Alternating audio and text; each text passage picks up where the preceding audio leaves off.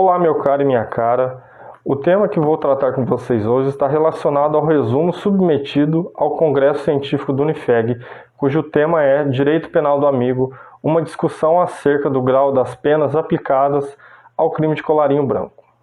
Primeiramente, é interessante colocar que um dos primeiros a tratar desse tema de crime de colarinho branco foi o sociólogo e criminólogo Edwin Sutherland.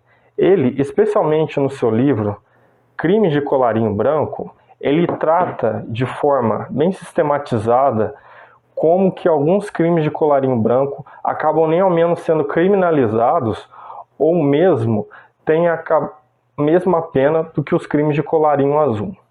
Interessante que nesse livro ele faz um parâmetro comparando como eram tratados os crimes de colarinho azul, que no caso eram crimes cometidos por pessoas de baixa renda, e os crimes de colarinho branco, que no caso eram crimes cometidos por pessoas mais bem abastadas.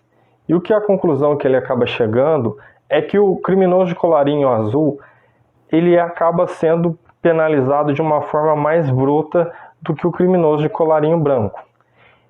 No Brasil, esse estudo ele é objeto da pesquisa do Procurador da República, Diego Castorte Matos, especialmente no seu livro O Amigo do Direito Penal, em que ele explica por que o nosso sistema favorece a impunidade do criminoso de colarinho branco. E qual que é a minha intenção nessa pesquisa?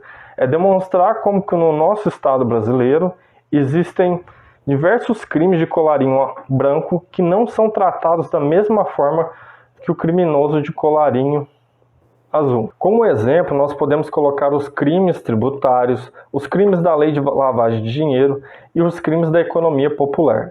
Esses crimes, considerando que a pena base deles é baixa, eles acabam sendo suscetíveis a uma série de benefícios penais, tais como a suspensão condicional do processo e a transação penal previstos na Lei de Juizados Especiais Criminais, e também um acordo de não persecução penal, que é um instituto criado pelo Conselho Nacional do Ministério Público. O acordo de não persecução penal, antes previsto só na resolução do Conselho Nacional do Ministério Público, passou a ter previsão no Código de Processo Penal em decorrência do pacote anticrime.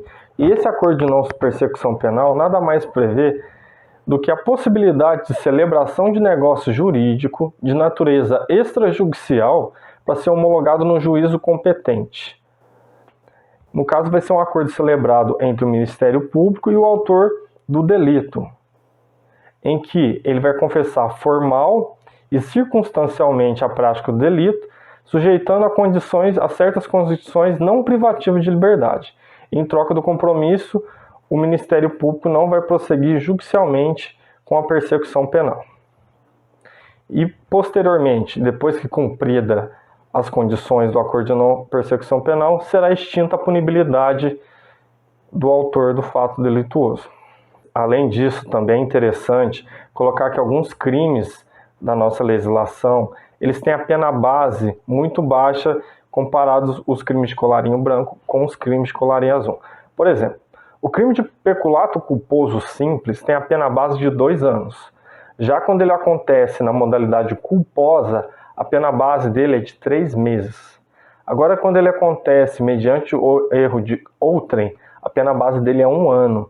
Tudo isso mostra que, via de regra, salvo algumas exceções de dosimetria da pena, esses crimes, se condenados, não vão ter a pena inicial, o cumprimento inicial, no regime fechado, diferentemente dos crimes de colarinho azul, como, por exemplo, o roubo, que tem a pena base de 4 anos, e o crime de tráfico, no caso do artigo 33 da Lei 11.343, cuja pena base é 5 anos.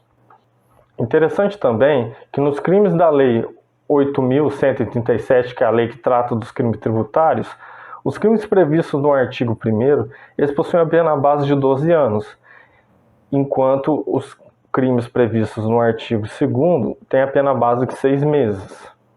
O que também demonstra que eles vão ser suscetíveis do acordo de não persecução penal, da suspensão condicional do processo e da transação penal, desde que a pessoa, no caso o réu, o investigado, ele preencha os requisitos.